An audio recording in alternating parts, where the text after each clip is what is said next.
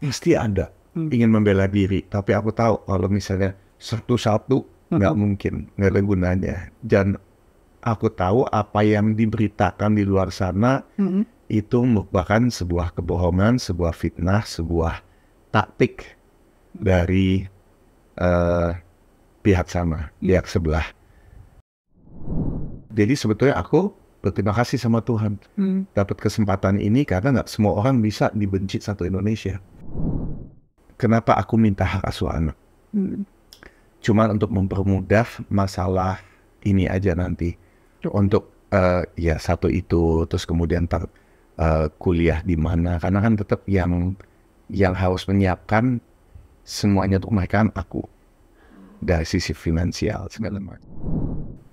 Aku bilang sama anak-anak, mungkin memang mama membutuhkan ini, membutuhkan untuk bebas dulu.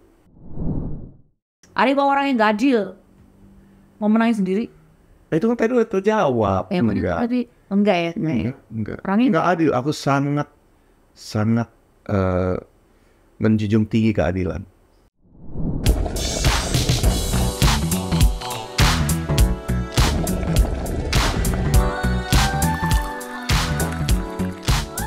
Lebih dari 20 tahun di dunia televisi, apa masih ada cerita yang belum pernah saya dengar? Oke then, let's spill the tea.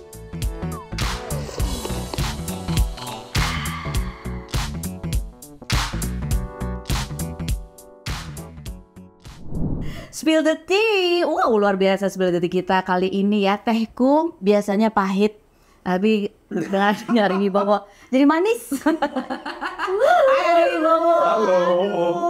Di studio nggak ketemu, di studio Rumpi, ketemunya di studio podcast ya kan. Terima kasih lo sudah hadir. Kita mau ngobrol-ngobrol sama Ari Wibowo. Yes. Ngobrolnya apa? Penasaran kan? Pengen tahu ya? Oke, baik. Kita mau nunjukin fotonya Ari Wibowo zaman dulu. Dulu tuh aku pernah lihat kamu di Stekpi. Stekpi kan dulu. Nah, aku lagi jemput teman aku di Stekpi kan. Terus kamu lagi duduk gitu di sebuah tiang. Gimana sih? Pokoknya Kok bisa duduk di tiang? Gimana cara? tangganya itu kayaknya ada tiangnya gitu. Oh, I see. Ya ampun, gimana itu menjadi sebuah godaan iman ya. Dia duduk gini, rambutnya gondrong nih, masih segini ya. Masih gondrong, Nah, iya, duduknya cuma gini dong nih.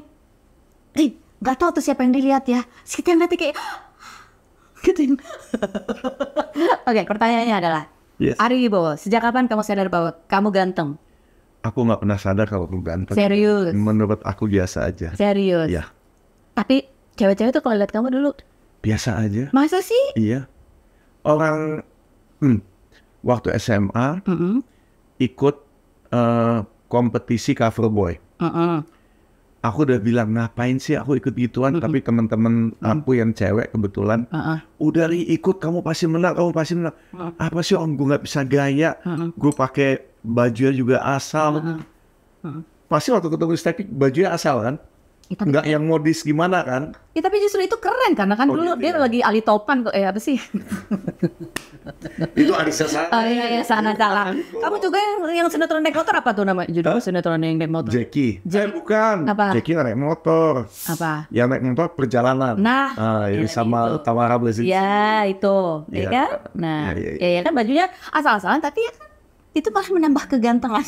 Iya, sama Primus. Iya. Itu nggak pernah. Anyway, ya, jadi waktu itu SMA, udah ikut aja pasti menang. Ya udah ikut.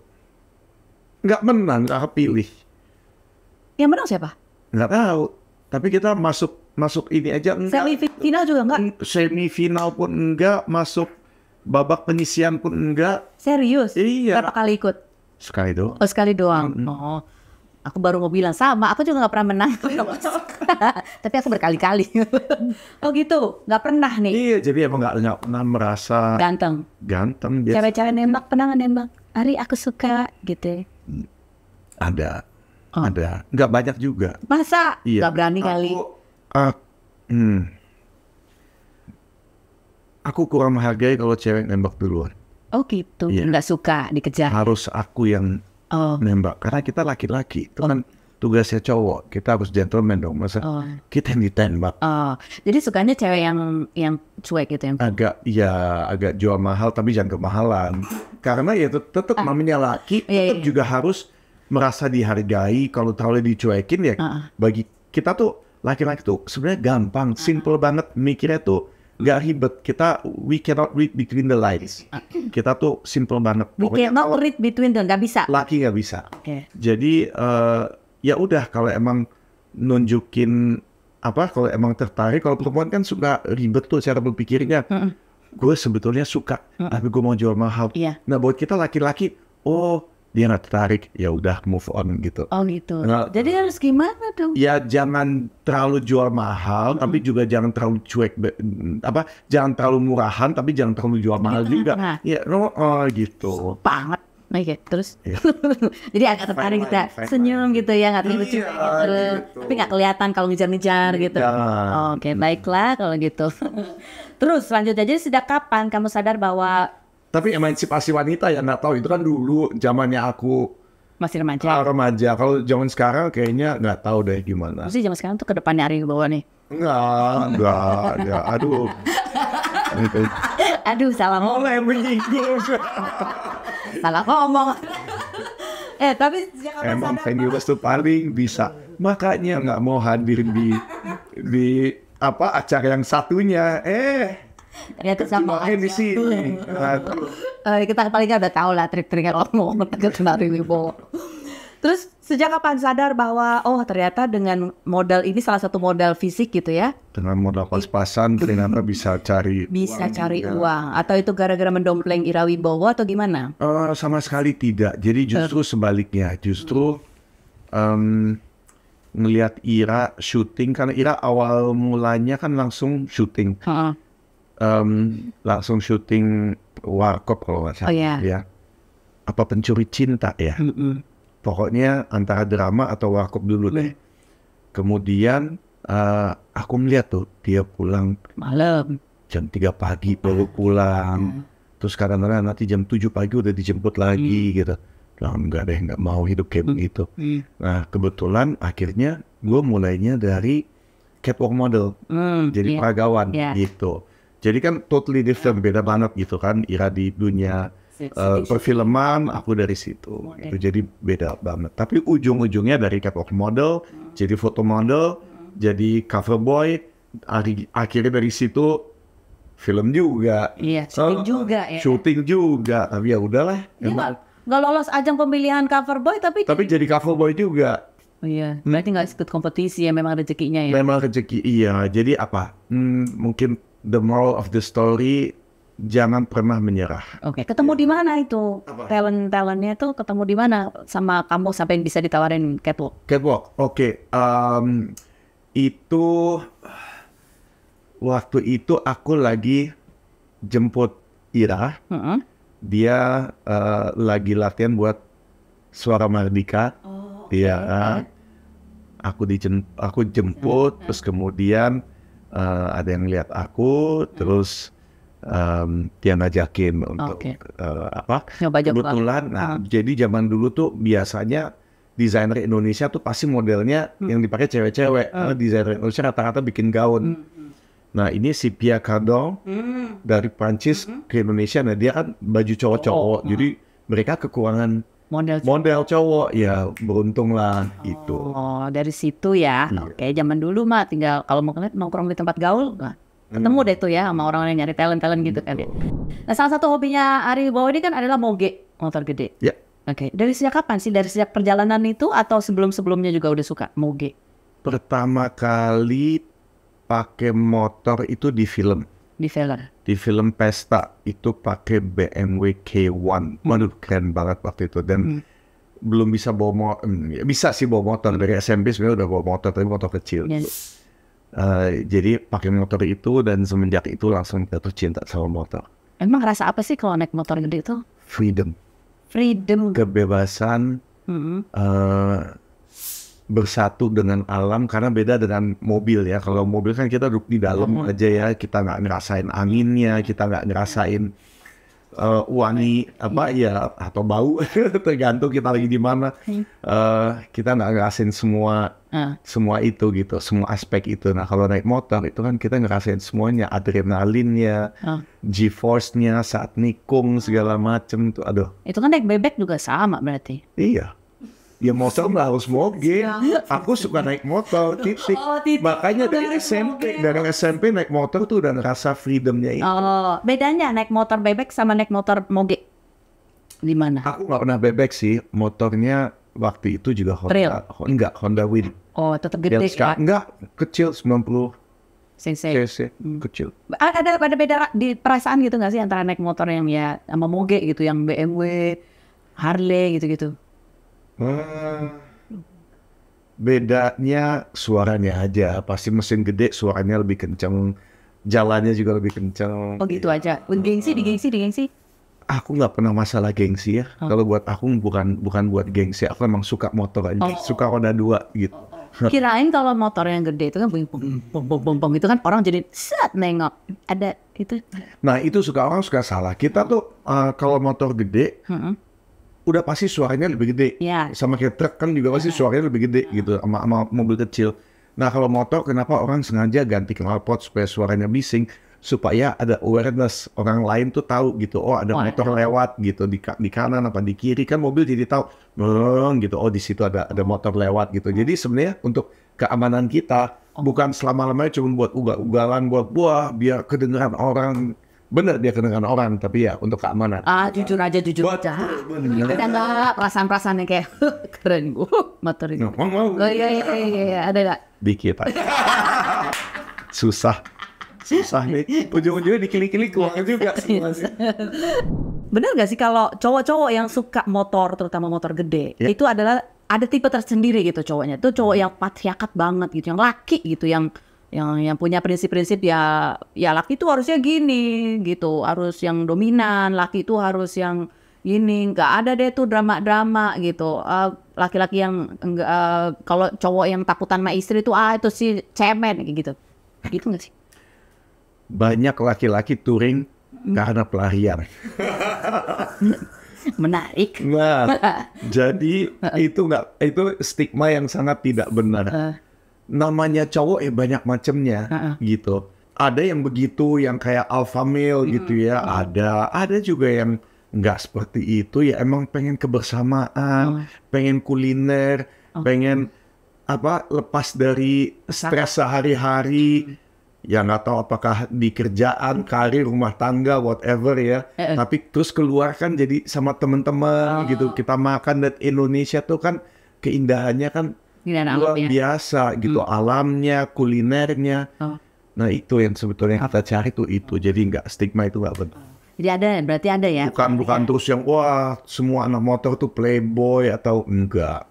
Enggak semua. Sama sekali. Kamu yang mana? Enggak. Nggak boleh dibuka loh, berarti netizen marah. Ada orang bilang tadi udah enggak. Dulu waktu masih muda-muda gitu dulu. Hah? Enggak, aku nggak pernah. Nggak pernah apa? Nggak pernah apa? Playboy? Aku nggak playboy. Nggak playboy? Enggak. Dari zaman dulu? Walaupun seganteng ini dan bisa menunjuk perempuan mana tuh pasti gitu? Enggak juga. Sering juga kok ditolak. Ditolak kan? Iya. Itu pura-pura nolak pasti dia. Pura-pura nolak. Jangan. Enggak lah. Oh gitu ya. Jadi naik motor gede itu ada jenisnya macam-macam. Nah kamu jenis yang mana? Aku jenis yang suka touring, suka motorannya, suka makannya, suka kumpul sama temen-temennya gitu. Bukan melarikan diri dari apa gitu kan? Enggak ya, tapi punya motor banyak. Punya motor banyak kan? Ada berapa sih? Enggak. Cuma 2. Oke. Jadi karena petualangan itu dari dulu gitu ya? Iya. Dulu di umur 21 juga mengalami orang tua perceraian. Gitu.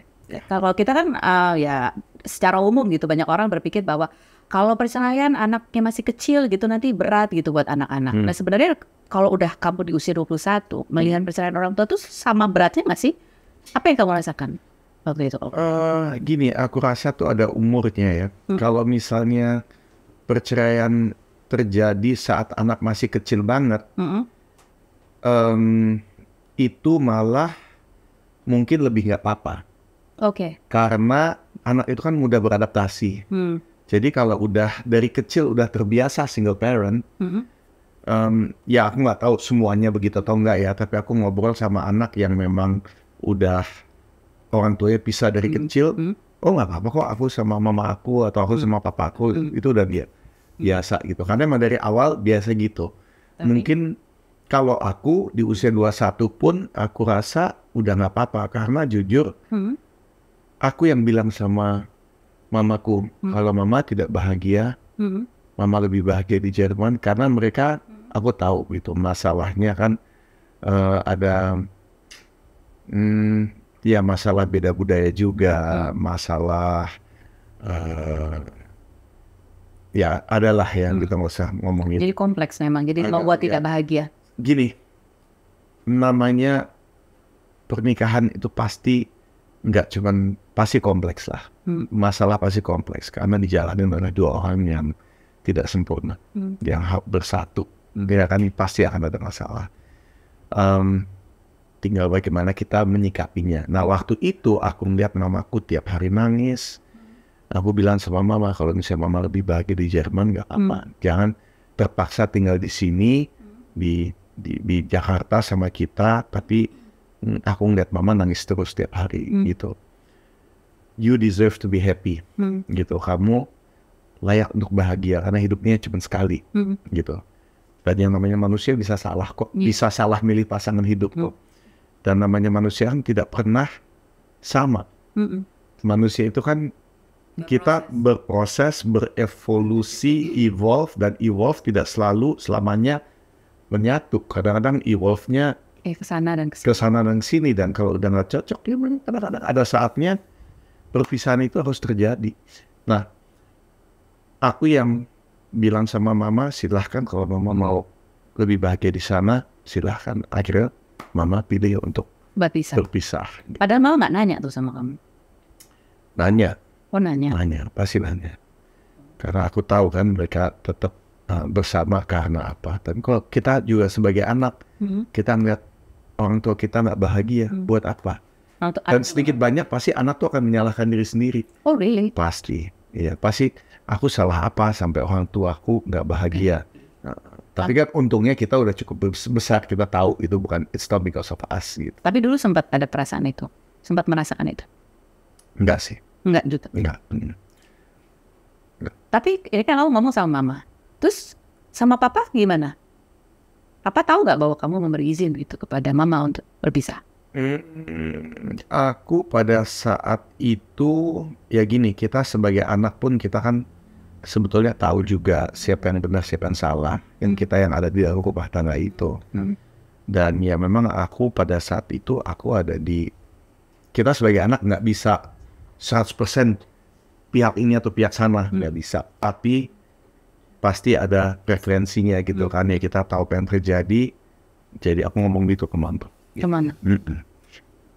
Bingung nggak sebagai anak waktu itu ya kan, ini dua-duanya kan orang tua gitu, satu bapak satu ibu. Anda sempat, iya kan, namanya anak apalagi udah gede gitu. Pasti ada dong keinginan untuk bisa nggak sih nih ketemu di tengahnya, ini lo maksudnya gitu, ini lo maksudnya gitu. Iya, emang kelihatannya nggak bisa sih waktu itu. Tapi kelihatannya udah nggak bisa. Dari masalah yang kita tahu nggak bisa.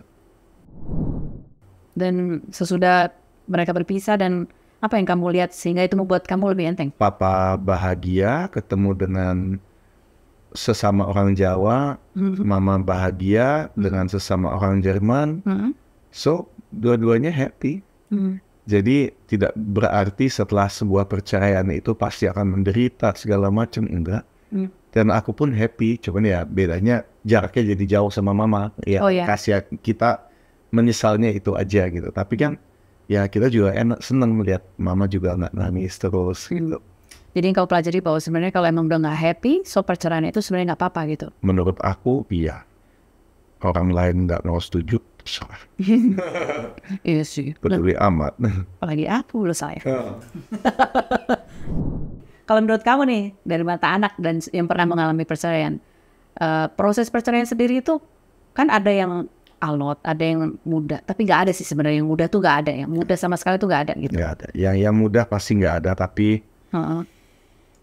sebetulnya bisa kan dengan cara yang lebih baik, yang lebih tenang, yang lebih damai gitu. Syaratnya? Syaratnya ya dua-duanya harus bisa tetap saling respect. Saling respect. Saling respect, ya. Jadi mau menikah ataupun mau bercerai. Ya, kita menikah juga baik-baik, ya lo cerainya juga harusnya baik-baik. Demi anak minimal. Demi anak. Ya. Emang mungkin ya orang mau bercerai itu masih bisa ngomong baik-baik dan respect? Bisa. Bisa Banget sebetulnya. asal kalau lagi Bicara, asal mau dibicarakan. mau dibicarakan, mau dia komunikasi ya tetap ya. Jadi ini kayak mau nikah mau cerai tetap komunikasi kuncinya. Iya. Walaupun tapi lebih susah kalau mau bercerai. Pada saat perceraian Pasti lah, iya. Mau menikah kan semua kita ngeliat indah-indahnya aja. mau bercerai Udah pasti lihat negatifnya, ya kan? Ya pasti kan. betul. Ujung-ujungnya begitu. Lebih panas ini secara umum ya. Secara umum. Aku melihat sebagai orang di luar yang sering ketemu Ari Wibowo beberapa kali, tahu lah ya dari zaman dulu gitu. Artis lama. Ari Wibowo itu artis lawas. Yang kemudian saat ini ketika dia sedang ada problem dalam kehidupannya atau fase dalam kehidupannya yang sedang dijalani, masuk di dalam masa modern, masa milenial, di mana komentar netizen itu bisa langsung terbaca gitu, dan bisa langsung ditujukan. Kalau zaman dulu kan nggak ada. Orang nggak suka ngomongin di belakang gitu kan. Nah, ini dan kita nggak tahu. Kan cuma baca dari artikel-artikel dari majalah, ya kan. Kalau ini kan selain komentar sekarang langsung headline berita online kan juga TikTok ya itu gimana Pak rasanya saat beberapa kata untuk menggambarkan apa yang awal-awal ketika kamu menghadapi itu tuh. Proses pendewasaan ya, karena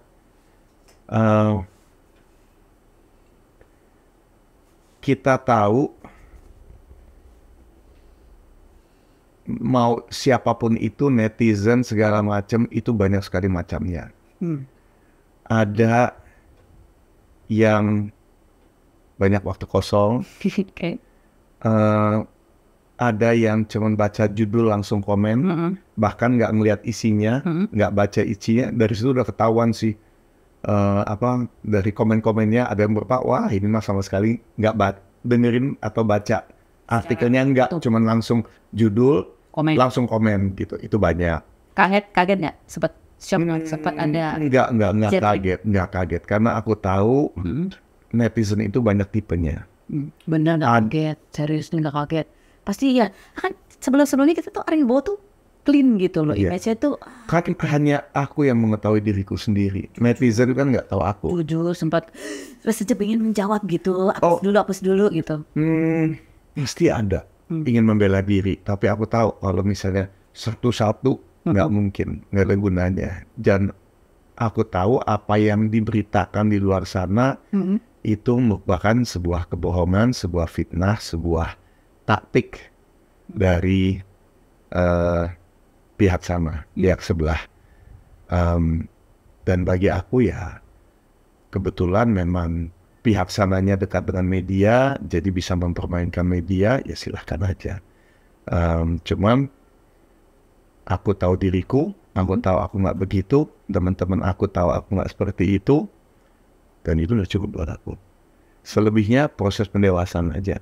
Ya, dulu mungkin aku akan lebih memikirkan, aduh orang mikir apa tentang aku, makanya 35 tahun di dunia entertain aku selalu menjaga gitu. Tapi ya memang seperti yang tadi aku bilang, proses pendewasaan. Ya, jadi sebetulnya aku berterima kasih sama Tuhan dapat kesempatan ini, karena nggak semua orang bisa dibenci satu Indonesia.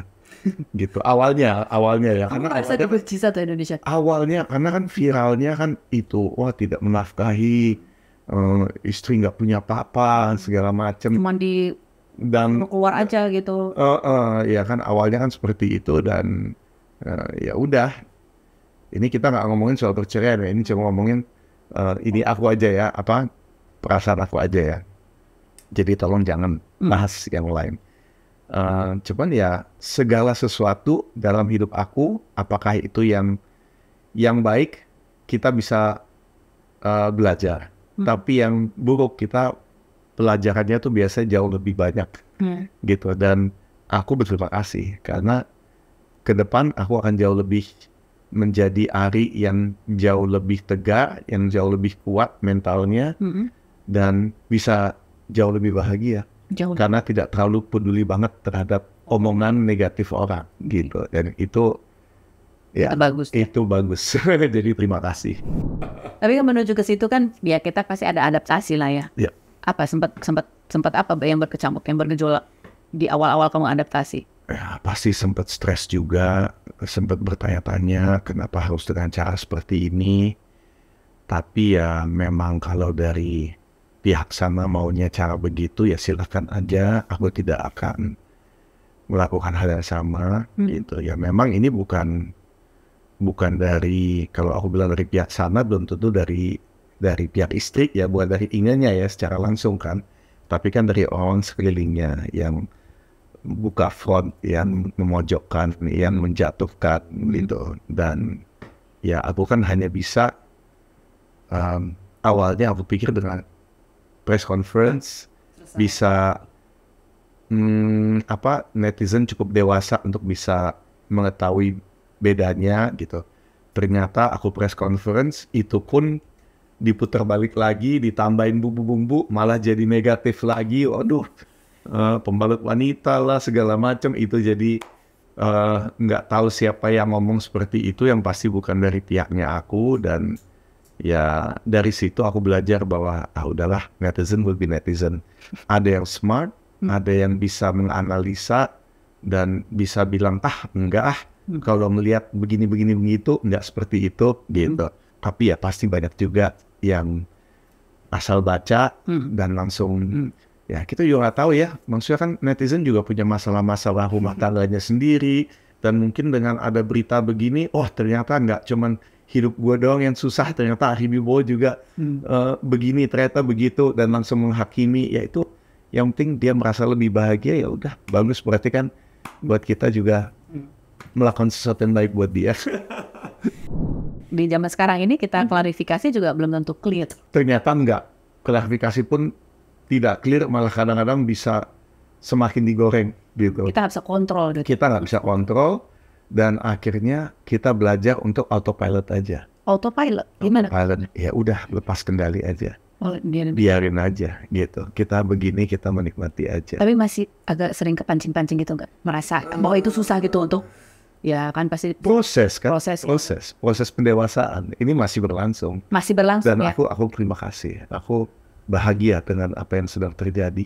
Ada yang pernah kamu sesalin nggak dari proses ini? Aduh, harusnya ini kan biasa namanya blank, kadang jatuh, kadang enggak. Gini, mungkin sekilas ya kita ngelihatnya, aduh kasihan anak-anak segala macam, jadinya takutnya dibully, tapi enggak sih. Anak-anak aku nggak ada yang dibully. Kebetulan kita sekolah di high school juga memang jauh dari pembulian. Anak aku juga udah black belt taekwondo, jadi kayaknya orang juga takut untuk membuli. Tapi ya dia nggak pernah gunakan untuk hal negatif. Jadi memang udah di respect aja di kelas sama teman-teman, dan teman-temannya udah dewasa. Dan anakku juga udah dewasa juga gitu. Jadi udah memahami dan mengerti, dan mungkin kita sebagai orang tua kita tidak mau ini menjadi beban buat anak. Yeah. Tapi kadang-kadang kita juga terlalu menganggap remeh kedewasaan anak kita dan kekuatan anak kita gitu. Jadi yang aku lihat malah ya ini proses pendewasaan buat anakku juga. Berarti dia udah tahu netizen bisa sejahat apa, bisa sebaik apa, karena banyak juga yang mendoakan, yang memberikan masukan yang baik gitu. Dan untuk itu aku sangat berterima kasih. Masukan yang baik itu apa? Masukan yang baik, ya maksudnya ada yang bilang, tolong manusia kan gak ada yang sempurna, coba siapa tahu masih bisa diperbaiki lagi. Tapi kan ya mereka niatnya, tujuannya baik gitu ya, tapi kan ya mereka nggak tahu apa yang sebenarnya terjadi. Karena aku kan juga nggak mau buka yang bersifatnya private. Sebetulnya aku sama sekali nggak mau buka apapun gitu. Cuman ya memang kuasa hukum dari sananya banyak sekali ngomong, banyak ngoceh gitu, ini nih itu ya. Terpaksa aku bilang bahwa ya ada sisi lain, ada sesuatu yang aku nggak bisa share, tapi ternyata akhirnya harus share.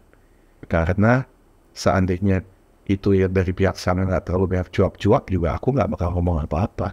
Karena kan di Instagram aku udah bilang kita mau pisah baik-baik, mau menyelesaikan perceraian dengan tenang. Tahu-tahu besoknya aku udah di pojokan, udah di dalam sekejap tuh ya. dalam sekejap oleh begitu banyak media gitu ya, media-media abal-abal, tapi ya, ya. Kamu ngomong apa sama anak-anak? Ini kan bukan cuma kamu berarti yang Ya, begini. anak-anak mereka tahu kebenarannya, mereka tahu apa yang terjadi, mereka tahu yang diberitakan itu gak benar, dan di situ aku rasa itu proses pendewasaannya juga buat anak-anak, selain buat aku juga ya, dan mungkin aku yakin buat Inge juga, mungkin aku yakin juga Inge nggak nyangka akan kotor ini gitu, apa prosesnya. Ya. Melibatkan banyak orang untuk berkomentar. Ya, itu tadi sama setuju bahwa di komunikasi di dalam itu harus beres dulu gitu sebelum keluar. Ya, dan mencari kuasa hukum yang tepat. Jadi kamu menyesali bahwa proses kalian ini menjadi sedemikian kotor itu tadi. Ya. Ada khawatir? Tapi proses harus berjalan, dan segala rintangan, segala hambatan, segala challenges yang ada di hadapan ya kita mesti melalui. Mesti hadapi. Oke. Ada kekhawatiran nggak? Ya. Kalau dari sisi karir ya. Kalau kita kan sebagai artis di dunia hiburan itu juga sangat bergantung pada image kita di masyarakat itu seperti apa. Sempat ada kekhawatiran nggak bahwa dalam proses ini tuh mempengaruhi? Enggak.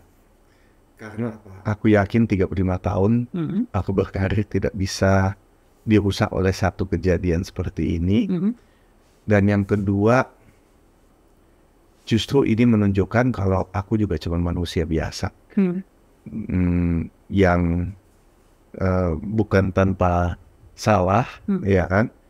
Bahwa ya semua rumah tangga memang, ya mungkin kalau sebelumnya kan bilang, aduh ini keluarga harmonis, nggak jauh dari masalah, jauh dari gosip segala macam. Ya ternyata aku dan Ingin juga manusia biasa gitu, dan emang nggak ada kelebihan apa gitu ya, semua bisa gagal. Iya. Sempat beban nggak ketika ya orang kan nggak tahu apa yang ada di dalam, tapi orang mengeluhkan, aduh mesra banget sih, so sweet gitu, itu ngerasa beban nggak? Oh enggak, ada. Karena itu juga nggak dibuat-buat gitu, bagi aku itu nggak dibuat-buat, cuman ya namanya rumah tangga udah pastilah tidak 100%, pasti adalah enggak yang tidak smoothnya, pasti ada hambatan-hambatannya, tapi kan tidak berarti dikit-dikit langsung harus diunggah ke publik. Semua harus tahu, karena ya ujung-ujungnya kita yang menjalankan bisa saling memaafkan. Belum tentu orang tua, mertua, temen mau memaafkan gitu, ya kan? Betul. Ketika itu udah melibatkan atau lebih banyak orang tahu, ya itu ya udah, mereka mungkin udah sebel sama kita, ingat yang jelek-jelek aja, padahal kitanya mungkin udah baik aja gitu, suami istrinya udah baik, udah move on, mereka aja nggak bisa move on, itu kan banyak gitu.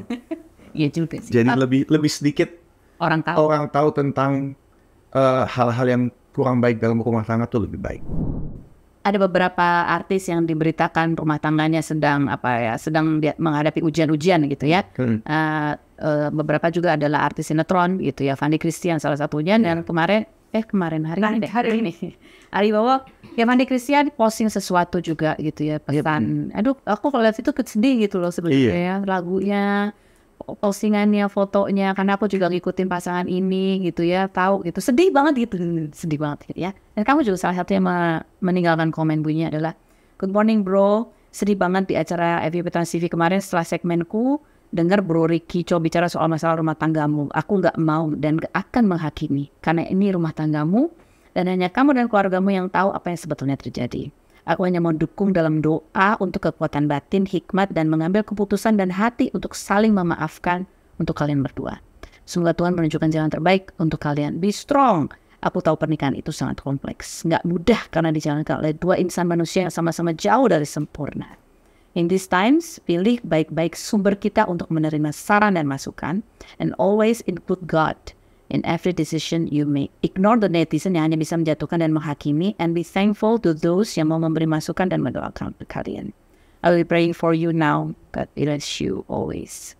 Kamu kenal sama Fandi Christian? Kenal, waktu mereka, si Fandia juga dulu waktu awal-awal sebelum mereka nikah ya, sempet nanya sama aku juga, kita pas syuting bareng, dan aku kasih masukan-masukan juga at that time. Iya, makanya jadi aku kasih masukan juga, dan ya senang akhirnya mereka. Aduh, itu hal pribadi ya, nggak usah dibahas. Aku jadi penasaran, pesannya apa? Oh, pesannya udah.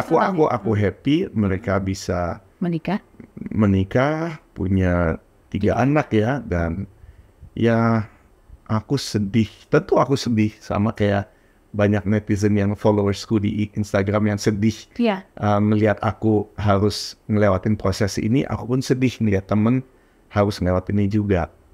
Tapi ya aku kan lagi ngalamin juga, jadinya aku bisa kasih masukan, dan aku emang temen, dan emang kenapa aku nggak DM pribadi, kenapa aku tulisnya di situ, karena aku pengen followersnya dia juga baca gitu, bahwa ayo kita jangan, maksudnya ajakan juga jangan terlalu mudah menghakimi, kita kan nggak tahu gitu, iya kan? Aku nggak tahu, jujur aku nggak tahu masalah sesungguhnya. Aku nggak tahu masalahnya. Tapi udah pasti ini berat, dan aku ngeliat Fandinya posting seperti ini, artinya tuh masih ada cinta, masih ada harapan, dan ya itu bagi aku sangat penting kita jangan being surrounded dikelilingi oleh suara-suara yang menghasut, yang memperkeruh, yang membuat panas suasana. Tapi ya di saat ini tuh kita mesti tanya sama orang-orang yang emang ya mungkin udah ngalamin atau udah dewasa gitu ya, yang bisa memberikan ketenangan gitu sih. Sebetulnya itu aja. Iya, dan hati untuk saling memaafkan untuk kalian berdua. Kamu sendiri bisa saling memaafkan juga? Kenapa kita jadi bahas ke sini? Kan ini soalnya salah kan? Oh, gitu. Aku nanya, berat nggak? Makanya aku tidak bilang aku cuma bilang semoga Tuhan memberikan jalan yang terbaik. Yang terbaik itu apa kan hanya mereka yang tahu dan Tuhan yang tahu. Apakah untuk balik, apakah memang untuk pisah, apapun itu, semoga. Makanya aku bilang pokoknya selalu bawa dalam doa, include God, ya kan, sertakan Tuhan dalam setiap keputusan kamu, apapun itu. Apakah kamu juga meninggalkan masalah ini karena kamu melihat bahwa ya Fandi lagi dihujat gitu? Iya kan, dihujat kan. Sama kayak kamu juga. Sama kayak aku juga. Jadinya ya aku gini lah, salah nggak salah, aku nggak peduli. Aku tetap ada untuk mensupport temanku yang lagi bermasalah. Kalau aku teman macam apa, kalau justru Fam, lo kok begini? Itu sama aja aku menghujat, sama aja aku menghakimi. Enggak. Kita teman itu tidak berarti kita harus membela, tapi kita tetap bisa mensupport dalam doa, supaya ya coba memberikan ketenangan, supaya jangan salah langkah. Karena detail kita nggak tahu. Detailnya kita ada yang tahu. Gimana? Apakah kamu punya kesamaan dengan Fandi? Bahwa sama-sama lagi dimusuhin sama ibu-ibu? Ya nggak ada masalah. Kan kita kan nggak tahu apa, mungkin ibu-ibunya juga sebetulnya lagi stres. Jadi ini representasi kisahnya Fandi ini bisa menyalurkan stresnya dia ke sesuatu yang berbeda ya. Itu kan iya kan, jadi dia merasa enak sendiri, merasa lebih nyaman dengan diri sendiri. Mudah-mudahan silahkan. Jadi intinya ini kenapa kamu posting di sini adalah ini sebuah ajakan buat followersnya Fandi, terutama yang di Instagram itu, supaya mereka juga membaca, dan mudah-mudahan ya aku lihat sih dari likes-nya kan banyak banget. Artinya kan yang menghakimi Fandi jadi lebih sedikit gitu dibanding waktu aku dihakimi gitu. kamu berharap pada saat kamu itu juga ada temanmu yang melakukan hal yang sama? Iya, tentunya aku berharap waktu aku dibilang pelit, dibilang apa, dan orang mentah-mentah percaya karena memang banyak media yang sekaligus menyerang. Ya, aku berharap sih teman-temanku yang tahu aku sebenarnya, yang tahu hal-hal yang udah aku lakuin buat orang lain, itu mereka share juga. Cuman memang teman-teman aku tuh bukan tipe yang buang-buang waktu untuk komen-komen segala macam gitu. Mereka bukan yang ini sosmed banget gitu ya. Udah, yang penting mereka tahu atau mereka udah gitu. Dengan Ira Wibowo Mbak. Ira, ya. Ada juga yang kemarin kita melihat sih sebenarnya kan kalian berharap bahwa perpisahan ini ya walaupun nggak ada yang mulus baik-baik gitu ya, pasti ada kesedihan. Proses juga komunikasi. Ada sih yang nggak ketahuan 3 tahun ada. Yang 3 tahun. Itu pun aku ngaku sendiri akhirnya. Akhirnya nggak kuat juga kan? Bukan, karena ya udah saatnya gitu. Karena udah ada yang baru. Karena harus diperkenalkan. Bukan dari aku tapi. Ya kan nggak enak. Ya, biar clear gitu loh. Iya. Tapi apa rasa kamu waktu jadi kebalik ya? Salah ya? Kamu konsultasi apa sih? Ya kamu pada saat persidangan kan masih ya sama ibunya Inge gitu kan, masih kayak itu kejadian lucu tuh. Ya, kenapa? Iya, aku datang ke situ ketemu mamanya Inge, papanya Inge, aku peluk doang ya kan. Pas sama Inge aku cuma dadaan doang. Masuk wartawan langsung loh kok Ingenya nggak dipeluk, kok nggak disalamin? Nah orang kita masih satu temen kok, tadi juga ketemu, nanti juga abis ini ketemu lagi. Kalau sama orang tuanya kan beda rumah kan, jadi udah lama ketemu ya, kita ketemu pasti salaman, pasti peluk kan ya. Sama Inge kan ketemu, entah tadi juga baru keluar dari satu ranjang, nanti malam juga seranjang lagi. Gitu lah, tapi lucu sih netizen, bukan netizen, media ya, langsung ngegoreng gitu. Wah, sama Inge nggak begitu, terus langsung jadi pembahasan. Iya, tapi kan Ingenya juga nggak berdiri tuh, mamanya, papanya berdiri, Ingenya nggak berdiri. Jadi nggak salahin Ari juga gitu. Padahal, aduh, sebenarnya bukan itu juga. Emang kita baru tadi bye-bye, sampai ketemu di pengadilan, terus nanti juga ketemu lagi gitu. Jadi kamu di sini udah di tahap bisa ketawa ya? Kocak sih. Kocak ya. Tapi hubungan kamu sudah sama orang tuanya Inge? Deket. Mereka tuh baik banget kok. Orang tuanya Inge baik banget. Dulu waktu yang aku masalah kecelakaan naik motor itu kan, sempat udah tahun yang lalu. Itu juga orang tuanya Inge tuh yang menggantikan orang tuaku gitu. Karena kan ya papa udah tua, mama di Jerman. Jadi orang tuanya Inge yang ada setiap hari di rumah sakit, nemenin. Dan aku juga anggap mereka seperti orang tua. Memang mereka orang tuaku gitu. Jadi nggak ada masalah sama sekali. Kita hubungannya sampai hari ini masih baik. Dan aku juga bilang sama mereka, aku juga minta maaf kalau misalnya hubungan aku dengan Inge tidak bisa lanjut, tapi aku bilang kita tetap saudara, ya karena udah punya anak. Lewat Kenzo Marco, kita udah pasti nggak mungkin. Jadi jangan sampai perceraian ini membuat kita jadi harus bermusuhan gitu, karena kita tetap saudara. Udah hubungan darah melalui Kenzo dan Marco gitu, ya kan? Gitu. Jadi kita tetap akan ketemu terus pas Natalan, pas ulang tahun.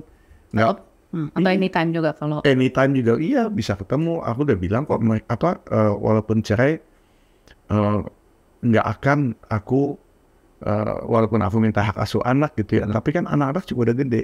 Mereka bisa milih kok mau ikut siapa, dan emang dua-duanya milihnya mau ikut aku. Nah, tapi aku bilang apapun yang terjadi aku tidak akan melarang anak-anak ketemu dengan mamanya ataupun keluarganya, mau diajak ke luar negeri, mau nginep weekend, mau nginep, mau kapanpun asal tidak mengganggu sekolahnya, silahkan. Gitu. Nggak akan aku berusaha untuk menjauhkan segala macam. Itu ya harapannya, karena ya namanya kan udah jadi keluarga gitu ya. Udah jadi keluarga. Hanya bentuk hubungannya yang berbeda. Betul. Kalau kamu melihat dua anak kamu ini, kalau kamu bisa mendeskripsikan ya, Marco dan Kenzo. Ya. Marco. Apa ya kamu bisa gambarkan Marco? Marco orang yang sangat percaya diri. Dia orang yang sangat menganalisa.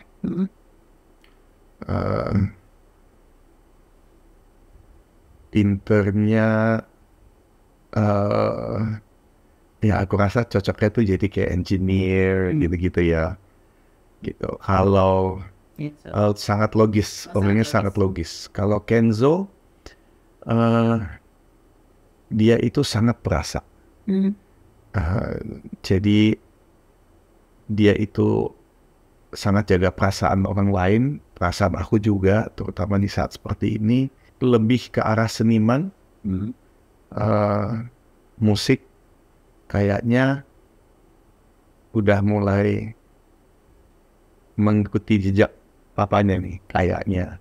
Karena menurut aku ini buat di usia muda bisa cari penghasilan, kenapa tidak? Asal jangan mengganggu sekolahnya, itu aja.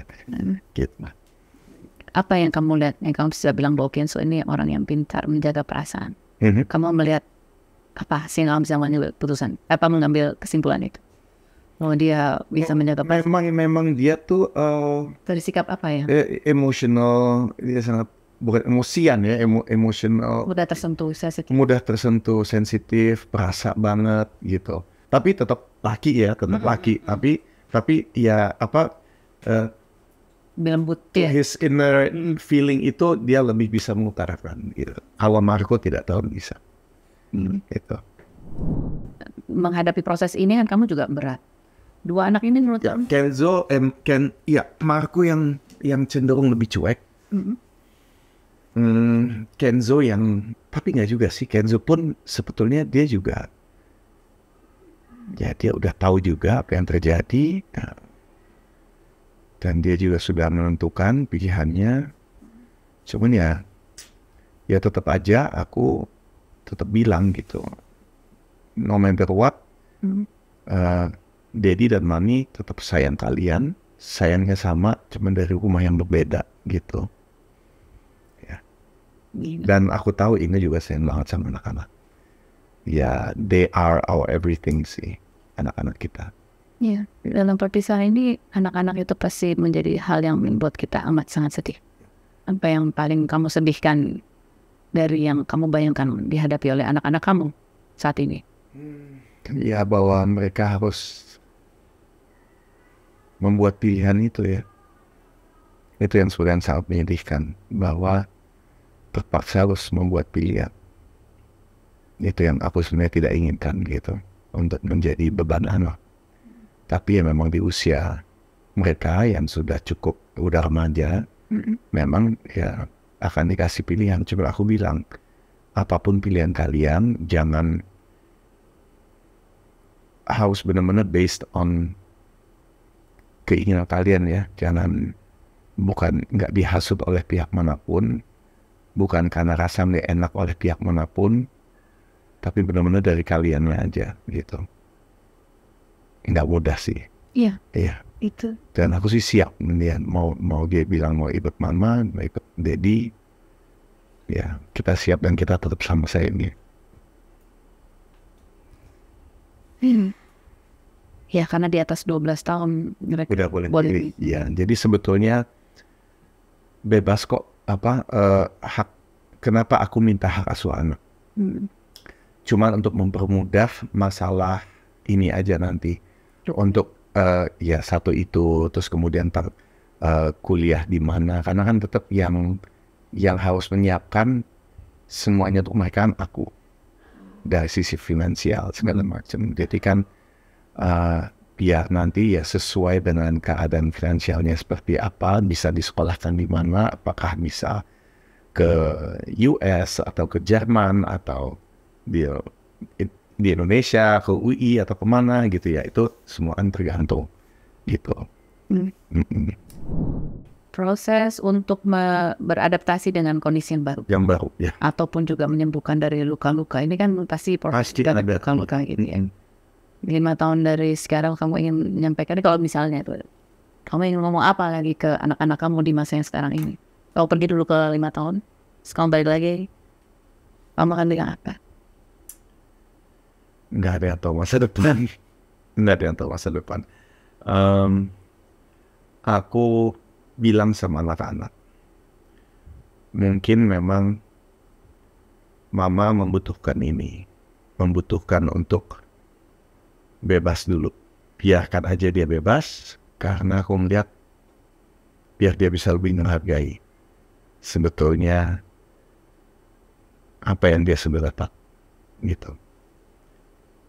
Dan mungkin juga buat aku bisa refleksi juga kekurangan-kekuranganku di mana aku bisa memperbaiki, dan mudah-mudahan ke depannya aku bilang kalau ternyata mama nggak ketemu yang lebih baik, karena aku juga bilang sama Ingen, kalau memang kamu merasa kurang bahagia sama aku, ya silahkan.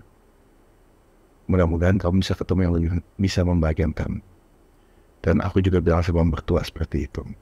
Karena aku bilang hidup hanya sekali. Jadi exactly the same thing yang aku bilang sama ibuku, aku bilang sama Inge juga. Kalau emang kalau kamu merasa aku tidak bisa membahagiakan kamu, ya udah, kamu silahkan. Karena aku juga nggak mau dia nggak bahagia. Dan mungkin itu juga aku nanti bisa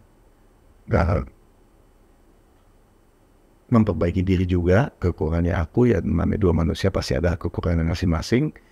Aku bilang sama anak-anak, kalau ternyata nanti mami menyesal, dia mau balik lagi, dan aku juga tidak ketemu orang lain yang bisa lebih appreciate, lebih mensyukuri apa yang aku bisa berikan, ya kita mau balik lagi juga nggak masalah, ya kan?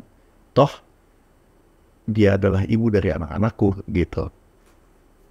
Tapi mungkin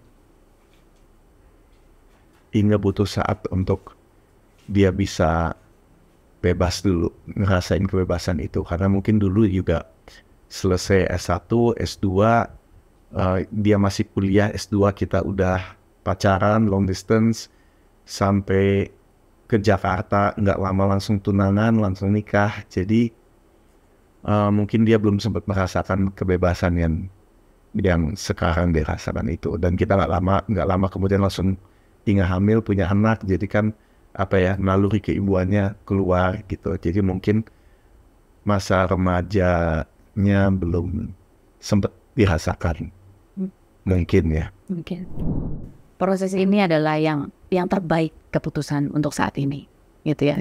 Terbaik satu. Kedepannya ya kita nggak pernah ada yang tahu, gitu ya. Ya itu tadi makanya kemampuan untuk saling memaafkan itu juga tetap harus ada, apalagi kalau punya anak, ya kan? Oke, Aisti itu adalah persepsi orang tentang Ari Wibowo. Benar nggak sih? Ari Wibowo itu orangnya pasif agresif. Pasif agresif itu seperti apa ya? Supaya netizen tahu juga. Pura-pura, aduh ya udah terserah, tapi sebenarnya begitu ya? Gimana sih? Nah kan? Ya nanya aja nggak tahu. Tarik ulur. Pura-puranya terserah, tapi sebenarnya mengharapkan mengikuti kata hati, gitu, agresif. Itu bukan agresif ya. Kalau aku tipenya lebih, tentu kita semua ada referensi, ada preference. Ya. Tapi kan biasanya ikutin suara terbanyak aja. Kamu ikutin suara terbanyak orangnya? Iya, misalnya nih rame-rame, mau nonton apa gitu. Aku sebenarnya pengen ini, tapi yang lain pengen itu, ya udah. Oh gitu orangnya? Gitu, iya. Ih, nyerahan banget ya. Iya. Oke, Ari Wibowo orang yang suka playing victim. Dia enggak? Enggak. Ari Wibowo ganteng-ganteng, tapi pelit. Enggak. Begitu itu nggak usah. Ini ngeluncak. Enggak ya? Enggak. Ari Wibowo mukanya aja yang terlihat lembut, aslinya orangnya tuh keras dan tegas, suka mengatur. Tidak. Enggak. Itu aja pilihan suara terbanyak ya. Kamu orangnya enggak dominan. Enggak. Aku enggak. Dibilang dominan gini. Aku tahu aku kepala keluarga, aku dalam punggung keluarga, tapi aku tidak pernah kayak kamu harus begini, nggak pernah ngatur, memberi kebebasan. Ya, mungkin terlalu bebas. Mungkin jadi terlalu bebas. Ari Wibowo orang yang ganjil, mau menangin sendiri. Itu kan tadi udah terjawab. Enggak ya? Enggak. Orangnya Enggak adil. Aku sangat menjunjung tinggi keadilan. orang yang sangat menjunjung. Iya. Aku paling tidak bisa melihat ketidakadilan. Oke, baik. Haribo, terima kasih banyak untuk waktunya. Kita, ya sekali lagi dalam perceraian tuh ya kompleks. It takes two to tango. That's true. Baik itu dalam pernikahan maupun dalam perpisahan. Ada dua pihak semuanya. Dan itu adalah dua manusia yang nggak sempurna gitu ya. Dan apapun yang terjadi saat ini adalah keputusan yang terbaik saat ini. Ya. Semua pasti dari pikiran masing-masing. Dan kalaupun dia sedang menerima hujatan, ya kan dia udah tadi, ya ini proses pendewasaan. Welcome to zaman milenial. Tapi kalau aku komen nanti, jangan masukin hati. Nanti DM aja, lu ngomong apa, Fed? Terima kasih. Terima kasih, Haribo. Tambah ya. Harus. Ya, mudah-mudahan setelah berpisah, ini keputusan yang terbaik buat kalian. Masing-masing menjadi bahagia. Kalau yang mau berjodoh lagi, jangan lupa undang-undang kita. Terima kasih Anda semua yang sudah bergabung. Terima kasih. Spill the tea. Enak kan tehnya? Manis. Enak banget. Kan ada aku.